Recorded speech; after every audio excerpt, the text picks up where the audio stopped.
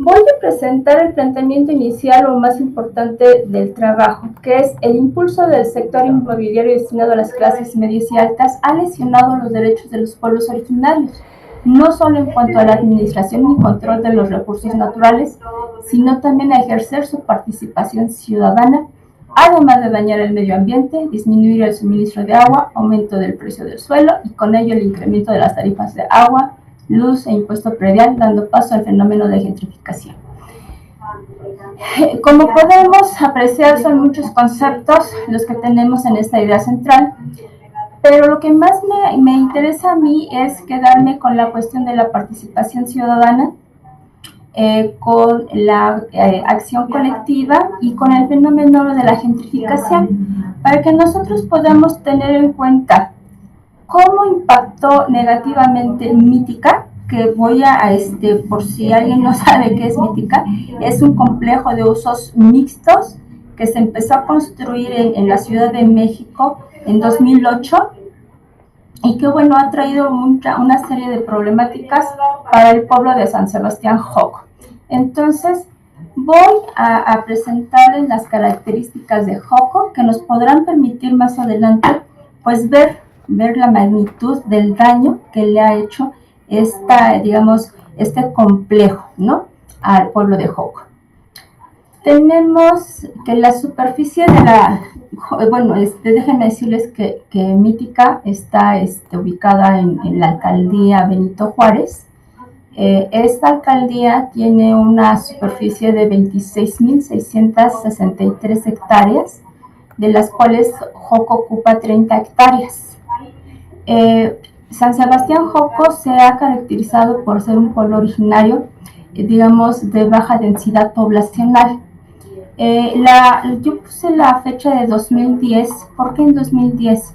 En 2006 la construcción de Mítica ya estaba en negociación, pero la construcción empezó en 2008.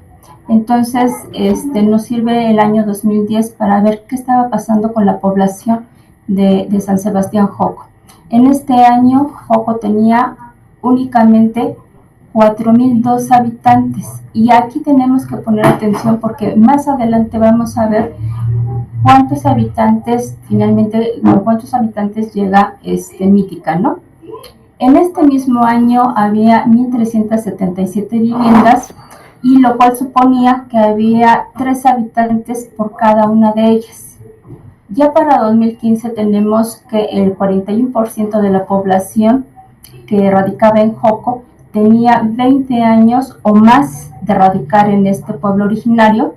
El 24% de la población tenía una residencia de entre 11 y 20 años, el 13% entre 6 y 10 años, y el 19% tenía menos de 5 años de residencia. Aquí lo que nos debe llamar la atención es el último dato. Dice, 1 de cada 3 habitantes era un nuevo residente, pero estamos en 2015 y los nuevos residentes, digamos en bola, y se empiezan a llegar en 2008. Entonces, ese es uno de los datos que nos debe llamar la atención. Bueno, yo les dije hace un momento que uno de los aspectos que me interesaba estudiar era la participación ciudadana. En el trabajo hago una breve revisión teórica de lo que es la participación ciudadana. Tenemos casi siempre los autores en la ciencia política lo dividen en 2 tipos, que es la de tipo institucional, que la constreñimos prácticamente al ejercicio del voto, a la posibilidad de postularnos para ocupar algún puesto de representación popular, o bien para, participar en algunos mecanismos de lo que le llamamos nosotros la democracia representativa, por ejemplo, como puede ser el plebiscito, el referéndum.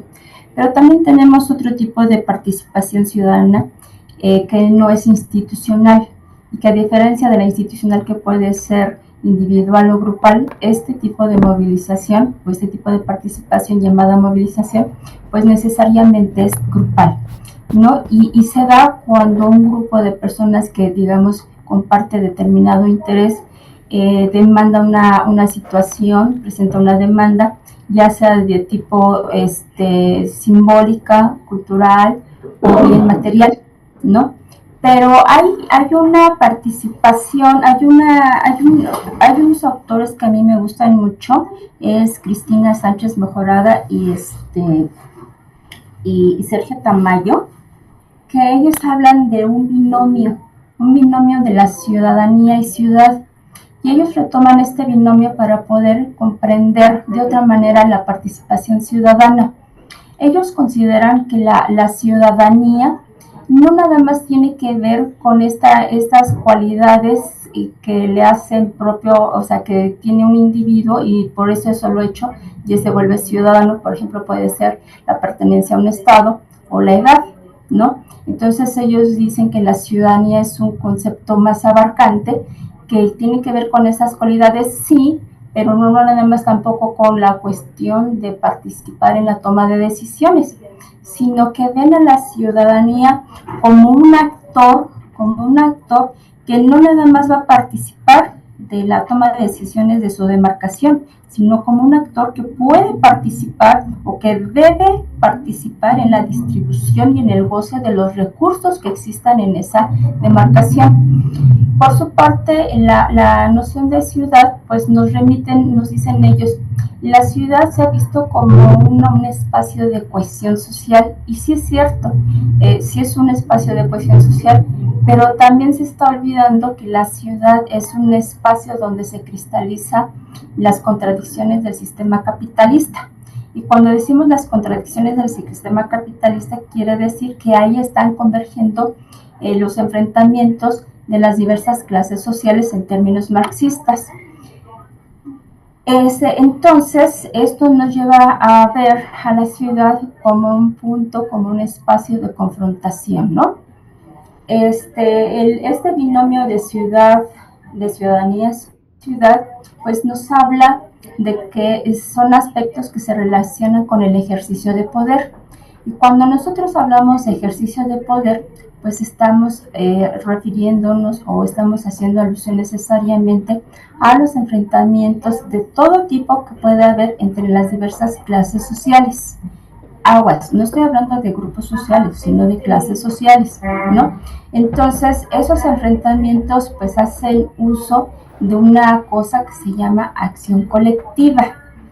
En este texto, después de haber hecho una revisión teórica de lo que es la acción colectiva para Melucci o para otros autores, pues yo hice una propuesta que me gustaría compartirla con ustedes. Pongo, la acción colectiva puede concebirse como una acción que implementa un grupo de personas con intereses comunes frente a un individuo o grupo que considera el otro y le atribuye la responsabilidad de un problema y cuya unión descansa en la identidad y solidaridad entre los miembros del colectivo para emprender un repertorio de confrontación, el cual está determinada por la disposición de recursos de diverso tipo. Quienes han estudiado esta cuestión de la acción colectiva, o entre ellos podemos ver a David Snow y Robert Benford, ¿sí?, quienes consideran que la generación de la acción colectiva puede estudiarse a través de un verbo que se llama enmarcar. En inglés es el frame, ¿no? Cuando hablamos nosotros de frame, pues estamos haciendo alusión a un estudio de tipo interpretativo, ¿sí?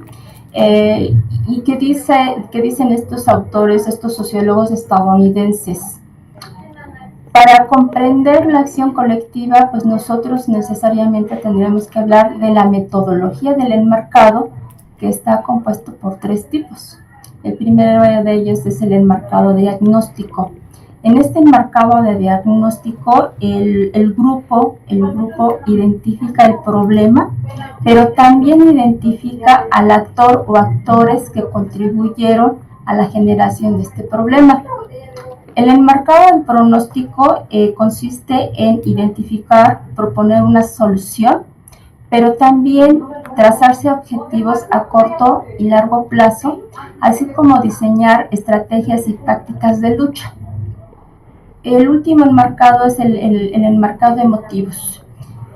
Snow y Benford consideran que no es suficiente que haya un problema y que sea identificado por el colectivo, sino que los líderes del movimiento, del colectivo, tienen que tener la capacidad de generar un motivo que vea o que les haga ver, que les haga sentir a los miembros del colectivo que hay una razón por la que hay que emprender la acción, ¿sí? Entonces, por eso se llama el marcado de motivos.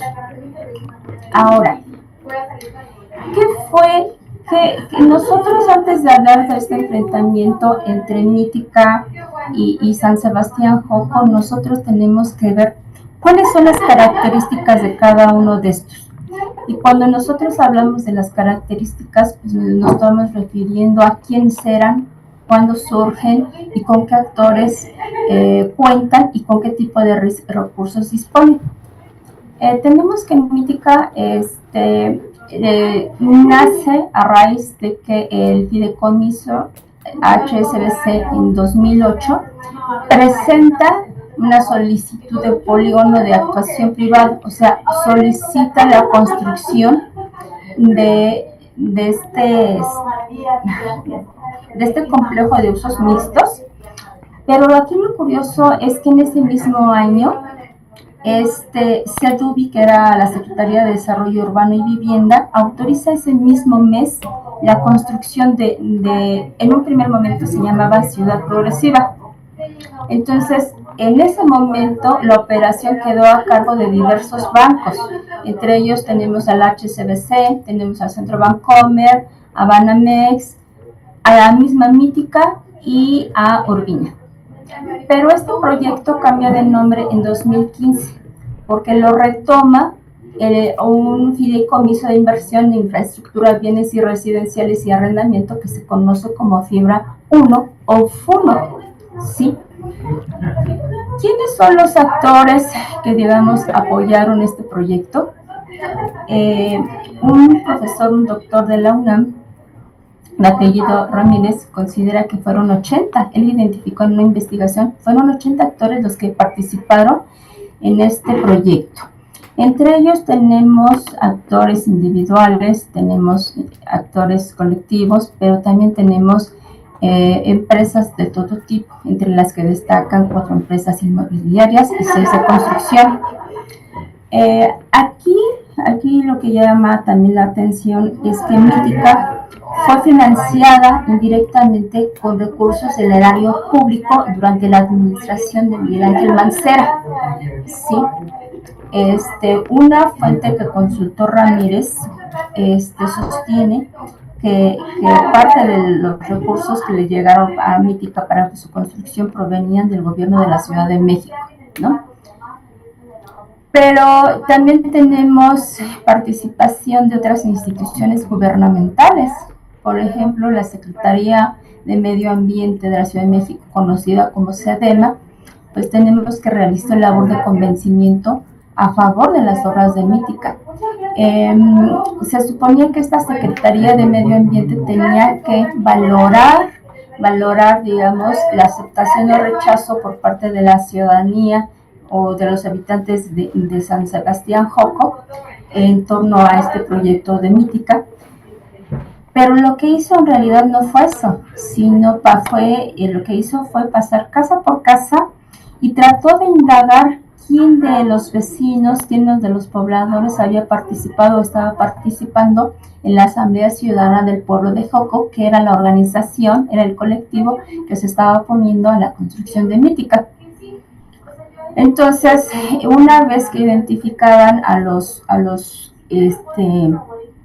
actores, a las personas que se estaban oponiendo a Mítica, pues según hay testimonios, muchas veces resultaba que los lesionaban en la vía pública, o sea, los estaban amedrentando, ¿no?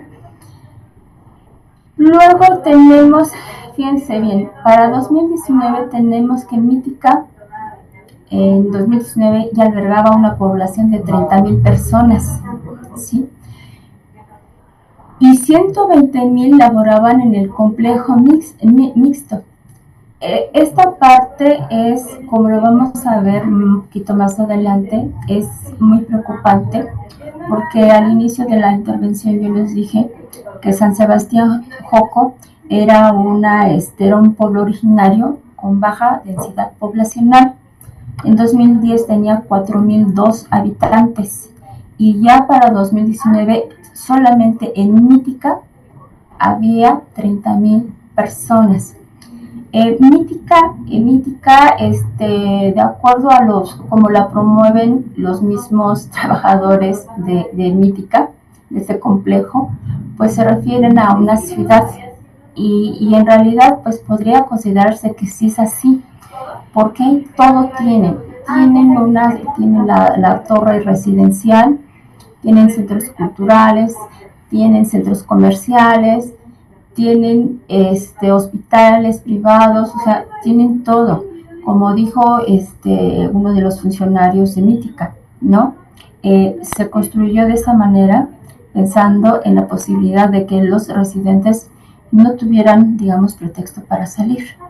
Entonces, bueno, tenemos estas características de Mítica. Ahora vamos a ver cuáles son, digamos, algunas características de San Sebastián Joco, pero también, digamos, qué actores estaban detrás o en apoyo a la Asamblea Ciudadana del Pueblo de Joco.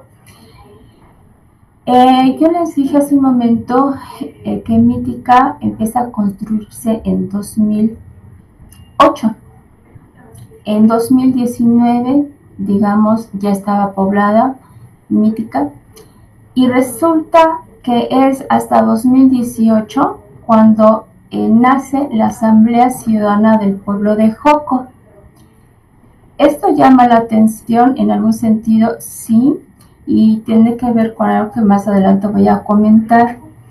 Detrás de la Asamblea, ¿quién apoyaba a la Asamblea Ciudadana? Pues algunas organizaciones de la sociedad civil, entre ellas la más importante fue la Coordinadora de Pueblos, Barrios y Colonias contra la Corrupción Inmobiliaria, que es una coordinadora que agrupa a diversas organizaciones que se oponían o que se oponen a la construcción de este tipo de complejos, ¿no?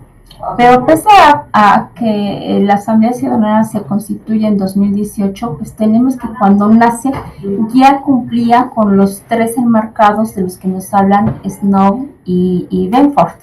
En el enmarcado del diagnóstico, que es identificar el problema, pues el problema para ellos era el daño del hábitat y del bienestar del pueblo de Joco, ¿no?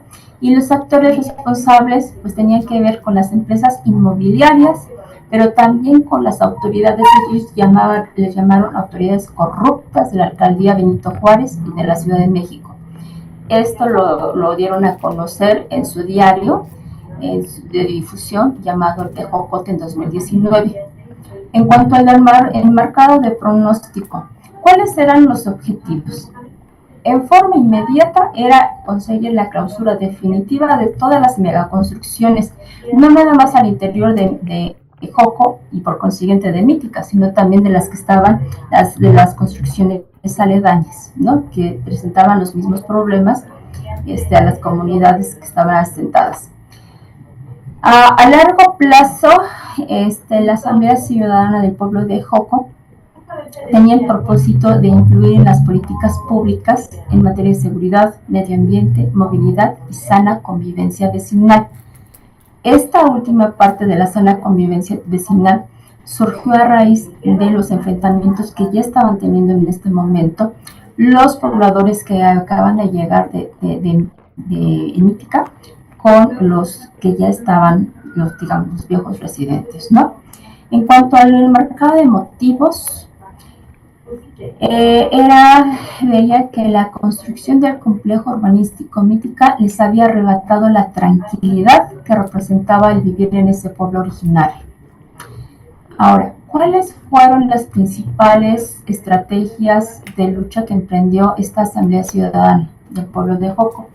Pues tenemos que presentaron denuncias, juicios legales, bloqueos, y digamos de las que más podrían ser de tipo disruptivo en términos de Sid Monterro, sería que tiraron algunas vallas metálicas, sí, que había colocado Mítica en 2020, ahí en la calle de Mayorazgo, de Rally de Mayorazgo.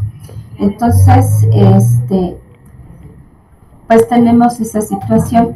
Ahora, en este mapita que tenemos aquí, nosotros tenemos la distribución de las edificaciones y de los establecimientos para uso de suelo urbano en San Sebastián Joco. Si nosotros ponemos mucha atención, vamos a darnos cuenta. Me voy a centrar no en todo, pero sí, por ejemplo, en el color cafecito, café con leche, dice espacios del barrio tradicional. Entonces, si nos damos cuenta, ya son pocos. Este mapita, lo encontré en una tesis de licenciatura. Me llamó la atención que haya sido licenciatura, la verdad es una tesis muy buena, de un estudiante de la UNAM, pero este mapa corresponde a 2016. Ya para 2024, 2023, francamente no he encontrado nada parecido, ¿no? Pero no importa, sí nos permite apreciar, digamos, cómo se ha dado este fenómeno de la gentrificación. Entonces, los espacios café con leche son espacios que tienen que ver con el barrio tradicional. Por consiguiente, estamos hablando del panteón, estamos hablando de la plaza, de la iglesia. Pero los espacios, por ejemplo, los espacios corporativos están marcados con azul. En la parte izquierda, hacia abajo, esa es, digamos, ahí podemos ubicar otros complejos de usos mixtos que están aledaños a Mítica, y concretamente Mítica es parte del número 10 y es parte del número 32 actualmente. Ahora, los espacios de rojo, los espacios que están marcados con rojo, pues son los espacios gentrificados, ¿no? Mítica ocupa una tercera parte del pueblo originario San Sebastián Joco, una tercera parte. Ahora, debemos decir muchas cosas al respecto. No nada más, cuando nosotros decimos ocupa una tercera parte, es decir, más cosas que hay atrás. Una de ellas tiene que ver con esto. Las edificaciones de estos edificios son muy altas. La torre principal, la llamada Mítica, la torre Mítica, mide aproximadamente 167 metros de altura. O sea, es mucho. Entonces, estamos hablando de una erosión del suelo, ¿sí? Pero en forma inmediata, ¿cuáles son uno de los problemas que ha traído Mítica a San Sebastián Joco? Uno de los primeros problemas ha sido la escasez de agua. Según habitantes de este pueblo originario, las tuberías de San Sebastián Joco, de los primeros residentes, era de media pulgada. Entonces, hay muchos habitantes que aseguran que las tuberías ahora tienen un diámetro de 12 pulgadas. Lo cierto es que Mítica se abastece diario con aproximadamente 5 millones de litros de agua, ¿sí? Entonces, en algunas entrevistas que se le han hecho a los pobladores, pues ellos aseguran que sí tenían su pozo y que el pozo era suficiente para dar abastecimiento a los pobladores. Y a partir de que llegó Mítica, pues no han perdido completamente el agua, pero ahora las autoridades de esta alcaldía se las suministran, ¿no? Hay días que no tienen, pero tienen, el aviso de que les va a llegar el agua tal día y entonces deben almacenarlo, ¿no? Ese es uno de los problemas. Otro de los problemas que ha traído esta Mítica a San Sebastián Joco tiene que ver con el encarecimiento de la tierra, del suelo. El predio ha aumentado aproximadamente un 500%. Entonces, la gente dice, estamos en imposibilidad de sufragar esos gastos. Y tras del aumento del predio, pues tenemos el aumento de la luz. Entonces, estos elementos han dado pie a que se dé este fenómeno de la gentrificación.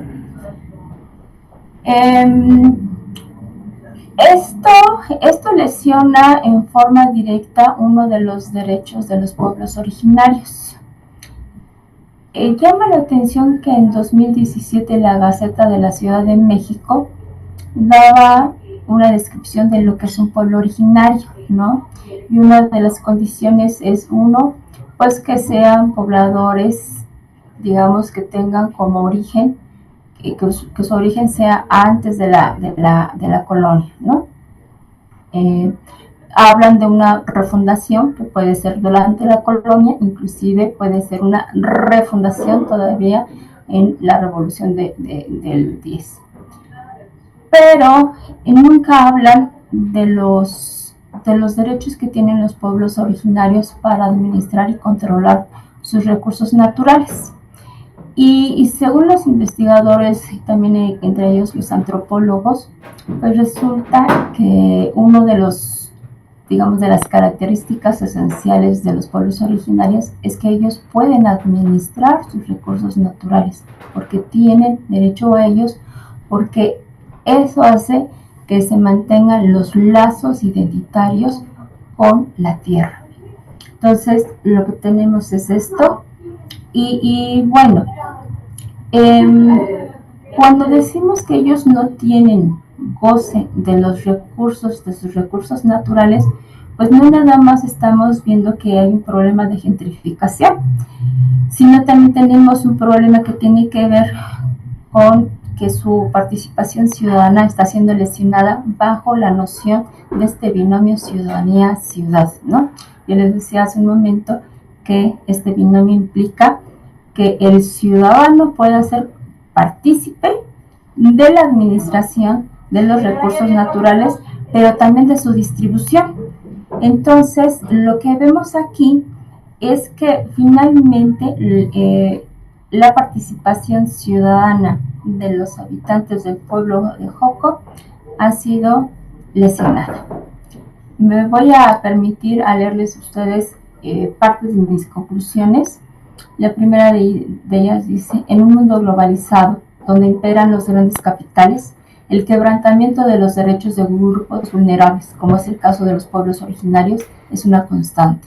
Además, pese a que existe un marco jurídico que reconoce la participación ciudadana, en la realidad su ejercicio está determinado por la posesión de recursos económicos y por las redes de relaciones políticas que puedan entablar los distintos grupos que coexisten en las ciudades. Es así.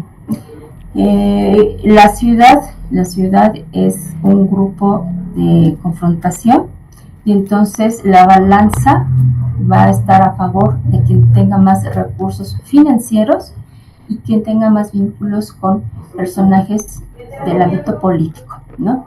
Mi segunda conclusión es que el ejercicio de la participación ciudadana de todos los grupos sociales en términos igualitarios es una aspiración inconcebible, en tanto que la ciudad es un espacio donde convergen y se materializan no solo distintos modos de vida e intereses sociales, económicos y políticos, sino también las contradicciones del sistema capitalista. Esto es así porque la lucha por la participación ciudadana es una lucha de poder. Algo que quiero compartir con ustedes, que no lo puse en las diapositivas, tiene que ver con algo. En 2021, en febrero de 2021, la alcaldía Benito Juárez llevó a cabo una encuesta, ¿sí?, para, digamos, trazar medidas de mitigación y, digamos, tranquilizar los ánimos de descontento de este pueblo originario. En esa encuesta participó una empresa que se llama STAD, que es una empresa consultora, y también participó Mítica. Pudiera ser que los resultados de esta encuesta estén, digamos, sesgados, pero llama la atención que de las personas encuestadas, el 78% de la población negó pertenecer a un pueblo originario. Y esta parte sí es preocupante porque uno de los factores, uno de los elementos claves en la acción colectiva es la identidad. Entonces, aquí parecería que pasa como yo luego les digo a mis estudiantes, chicos, el capitalismo está haciendo bien su trabajo porque lo que hace es, a través de diversas maneras, a través de diversos mecanismos, logra que los ciudadanos pierdan una identidad, ¿no? En el caso de Joco, pues lo que tenemos es ese 78% que digan que no pertenecen al pueblo originario, pues puede ser una de las razones que pueda justificar o digamos, sin justificar, digamos, que la Asamblea Ciudadana del Pueblo de Joco no haya prosperado su lucha. Era titánica la labor, era prácticamente imposible detener las obras, eso es cierto, pero también es cierto que la ciudadanía y los mismos pobladores del pueblo originario lo reconocen. Estamos divididos. Y estamos divididos porque el mismo gobierno, a través de diversas instituciones, viene y nos divide. Algunos les prometen mejoras y finalmente van claudicando en la lucha por la defensa de sus recursos naturales. Entonces, esto, digamos, es uno de los ejemplos que ha estado pasando con esta cuestión de las inmobiliarias, ¿no? Voy a cerrar mi participación con una nota que llama la atención. A fines de 2020, ¿sí? Según la plataforma de información del sector inmobiliario mexicano llamada Solili, ¿sí? Había en la Ciudad de México 853 proyectos para construir, ¿no? Y de estos 853, 305 estaban en la alcaldía Benito Juárez, 171 en la alcaldía Cuauhtémoc y 125 en la Miguel Hidalgo. Lo que quiere decir que aproximadamente el 70% de esos proyectos que estaban programados para el año 2020 estaban centrados o concentrados en 3 de las alcaldías, ¿no? Son de las alcaldías más prósperas económicamente hablando y bueno, muchos de esos proyectos se han estado llevando a cabo en los pueblos originarios. Entonces, con eso cierro mi intervención. Muchas gracias.